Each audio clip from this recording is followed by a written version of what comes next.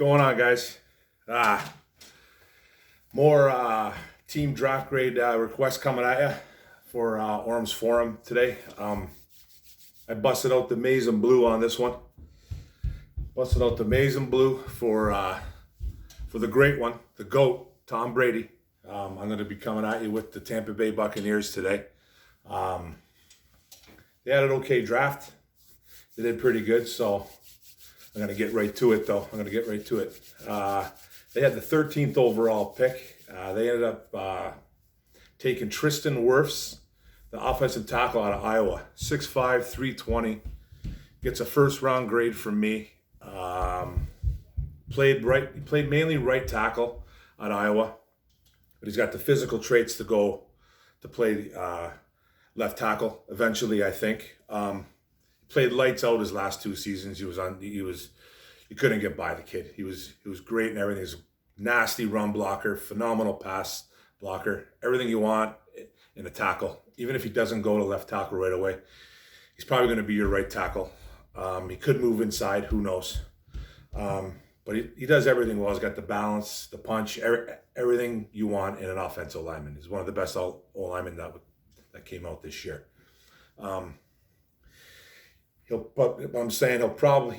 He might be asked to go inside. He could be asked to go inside year one, but I think they're going to start him at right tackle there. Might even win the left tackle spot. So that was their first pick. That was a really good, solid pick. And you got to protect the old man. You got to protect Tommy. You have to. You got to protect TB12. You have to. So that was a pretty good pick. Then they went out in the second round and they picked Antoine Winfield, the safety out of Minnesota. 5'10", 205. I gave this kid about a late second, early third round draft. So he went pretty much where I thought he was going to go. He's the kid of Antoine Winfield, who played in the NFL years ago as a corner. Long career as a corner. I remember him as a Viking, especially. I remember he put a hurting on us on the Lions a few times. He was a good corner. So he comes from a really good bloodline there. He plays bigger than he is. His kid, the junior, plays a little bit bigger than he is. He's always around the football. He's always trying to make plays.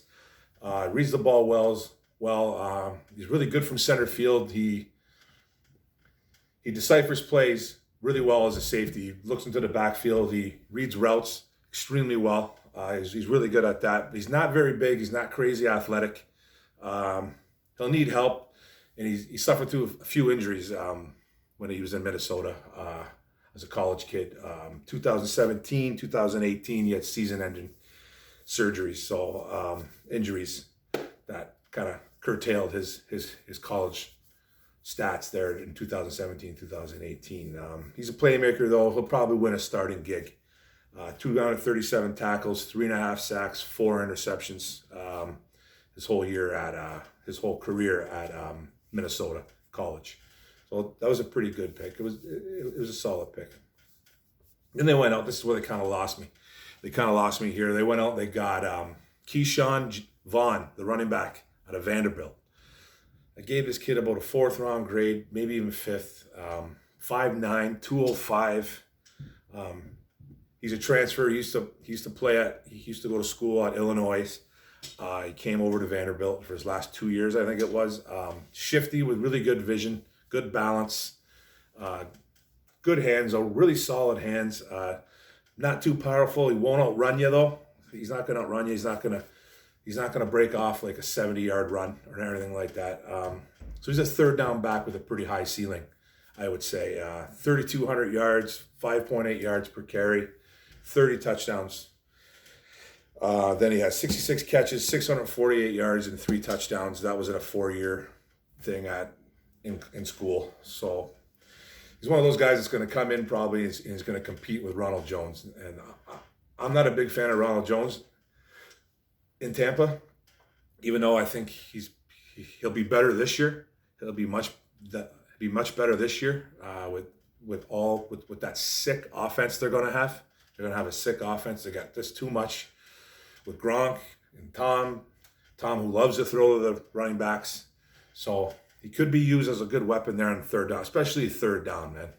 He'll probably end up catching like 60 balls in that offense or something like that. You know what I mean? Because TB12, he loves to throw the ball to the running back.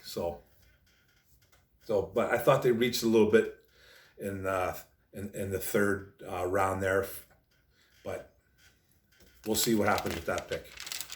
Then they went to they didn't have a pick in the fourth round. They went to the fifth round, and they took Tyler Johnson, the wide receiver out of Minnesota. So they went to Minnesota again, plucked another guy out of Minnesota. 6'2", 205. I gave this kid about a late third, early fourth round grade. So it was a pretty good pick. Good size, really good natural route runner. Good hands, impressive catch radius. So he can get up. He's got long arms. Average speed though. He's 6'2", 205, but he's not physical. He's not a 6'2", 205. He's not going to muscle up any defenders. He's not going to hurt you that way. He relies a lot on his natural abilities. He's going to play slot because he's not playing out wide. He's not playing out wide because they got Godwin and Mike Evans. So this guy's going to play. He's going to play inside. But he's got the size, so he just maybe needs to work on his physicalities a little more, man. Maybe get a little, get tough. So, but he was pretty productive, man. 213 catches, 3,300 plus yards, 15.5 yards per catch, and 33 touchdowns in 4 years. So he averaged like 8-9 touchdowns a year at Minnesota. So he can get in the end zone. So that was a decent pick. It was a pretty good pick. It's just that how he gets on the field is a whole other story. Then they went to the sixth round and they went and picked Khalil Davis, the D-line from Nebraska. 6'1", 310. I gave this kid about a 6th round grade, so he went where he was supposed to go. Pretty strong. He put up like 30 plus reps on the bench in the combine. He's got good get off at the line of scrimmage, quick hands, good pad level. He beats blocks. He plays with a lot of hustle. He plays a lot of hustle. He's got short arms. His length isn't that great. Balance could be an issue in the NFL at the next level because he gets hit and he'll get thrown off his route to where he's trying to take an angle towards a running back or towards the quarterback, whatever he's trying to do in the scheme he's running. He's a potential backup, so I didn't really thought 6th round pick again. You know what I mean? When you start getting into these late round picks, you don't really have a feel of what they're going to do, right? A lot of them are just trying to make the team.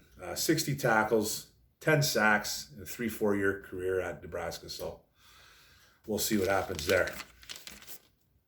Then they kind of lost me to these next 2 picks. And like I said, they're late round picks. So you got to just take it with a grain of salt. They went out and picked up Chappelle Russell, the linebacker out of Temple. I didn't even have this guy on my linebacker list. I didn't even have him.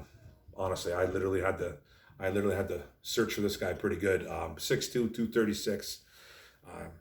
He's athletic. He's got some cover skills, his quickness, but he's not fast.